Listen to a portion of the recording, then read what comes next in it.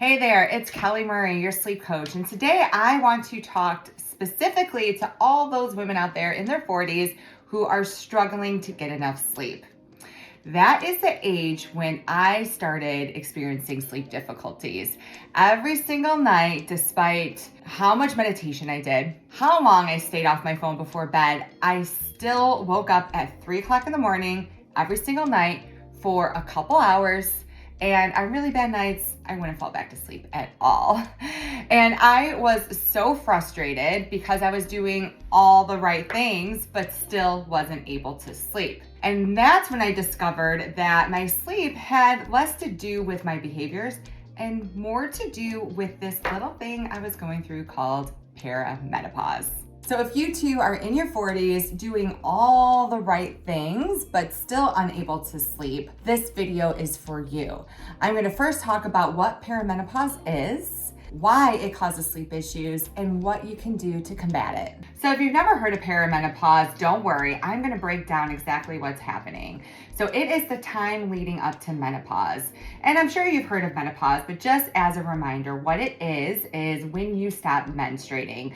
In order to be officially in menopause, you need to not have a period for a full year.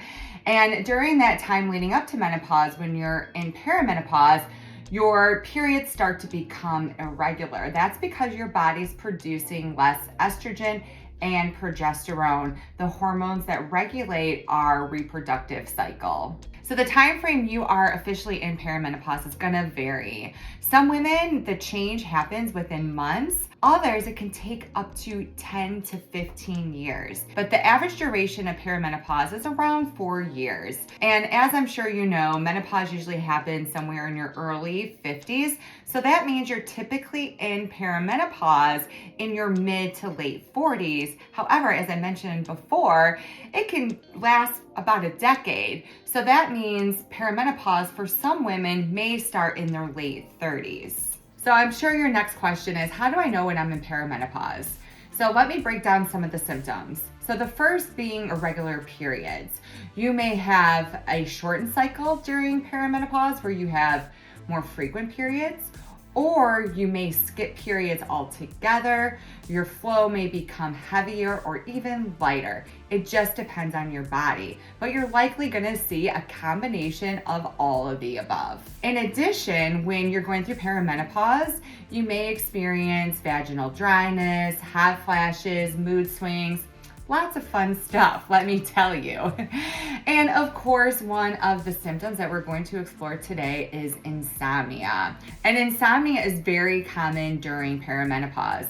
The Women's Health Initiative, which was a huge landmark study of 50,000 women that took place over 15 years, found that 39 to 47% of the participants experienced sleep issues during the perimenopause time period. So there's two main reasons why sleep issues are so prevalent during this beautiful time called perimenopause.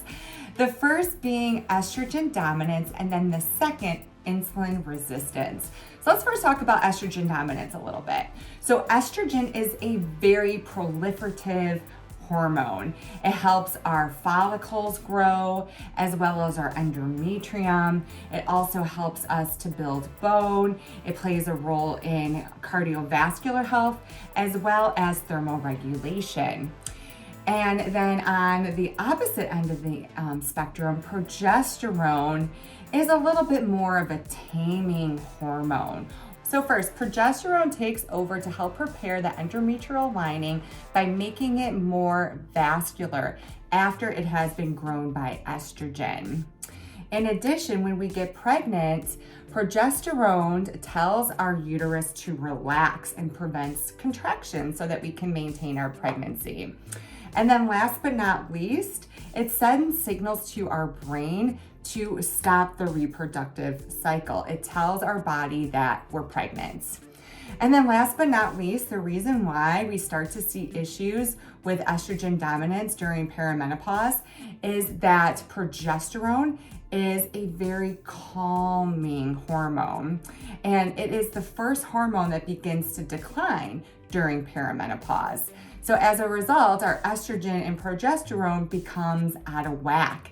And what happens is we become estrogen dominant. Our ratio between estrogen and progesterone becomes way too heavy on the estrogen side. And since progesterone is so calming, we start to feel really anxious. And as I'm sure you know, when you feel anxious, what's gonna happen? That is going to impact your sleep. So the best thing you can do to counteract estrogen dominance is to take really good care of your liver. Love on that liver.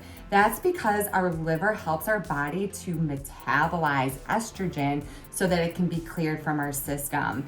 And if your body isn't clearing estrogen, then there's going to be a backup, and that is just going to exacerbate the estrogen dominance. So I have a whole YouTube video all about loving on your liver, but let me give you a couple tips.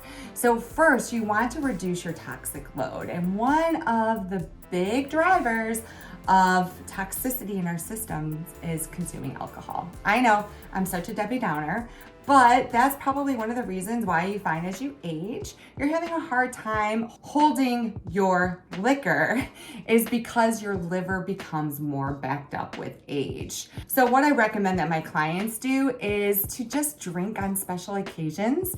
And if that's too hard for you, just save it for the weekends, maybe just 1 or 2 drinks on either Friday or Saturday night. But if you're drinking a daily glass of wine, that is really gonna wreak havoc on not only your liver, but your hormones and your sleep. The other thing I want you to do to combat estrogen dominance is to eat your cruciferous vegetables. So cruciferous vegetables include broccoli, cauliflower, Brussels sprouts. And the reason why cruciferous vegetables are so good during perimenopause is that they contain an enzyme called DIM, which helps us to break down our estrogen. So what I would recommend doing is to aim for at least 1 to 3 servings of cruciferous vegetables each day. The other main reason your sleep may start to struggle during this magical time called perimenopause is that your cells become more insulin resistant. So if you've never heard of this concept before, what it is that our bodies produce a hormone called insulin. And insulin's responsibility is to transport sugar from our blood into our cells. So anytime you eat starchy foods, sugary foods, insulin knocks on our cells' doors and asks them to absorb sugar. And what happens when you become insulin resistant is that your cells basically won't answer the door. And therefore, the sugar just builds up in your blood. And the reason this is a problem is that whenever you eat starchy and sugary foods, if you're insulin resistant, your blood sugar is going to spike and it's going to stay high. And then after the spike, your blood sugar is going to plummet. And whenever your blood sugar plummets, that triggers the stress response. And when we're in a stressed out state, our body produces cortisol. And what that does is it helps our liver then to start to release sugar to give us energy. So when you're insulin resistant, this what we call blood sugar roller coaster, where your blood sugar is spiking and then falling and spiking and falling, is happening throughout the day, but also at night. And if your blood sugar goes either too high or too low at night, that can cause a wake up. So again, I have a whole video all about the blood sugar roller coaster and different techniques that you can do to stabilize your blood sugar, which is really what you want to be focusing on when you become more insulin resistant. But let me give you a quick summary of a few things you can do. So the first being to cut out the sugar and really watch your consumption of starches. Starches include vegetables like carrots and peas. Also, starches are found in grains. And the reason why you want to do that is you want to lower your blood sugar. That way, insulin stops constantly knocking on your cell's door, asking it to absorb sugar. And if this happens for a long period of time, your cells are going to start being a little bit more receptive to insulin's request. The other easy thing you can do in order to balance your blood sugar to make your cells more insulin sensitive is to take a quick walk after meals. Only 10 minutes is what is needed. And what's going to happen is your muscles need sugar in order to function. So that quick little walk is going to help your body to utilize the sugar in your blood and help to flatten out that big blood sugar spike.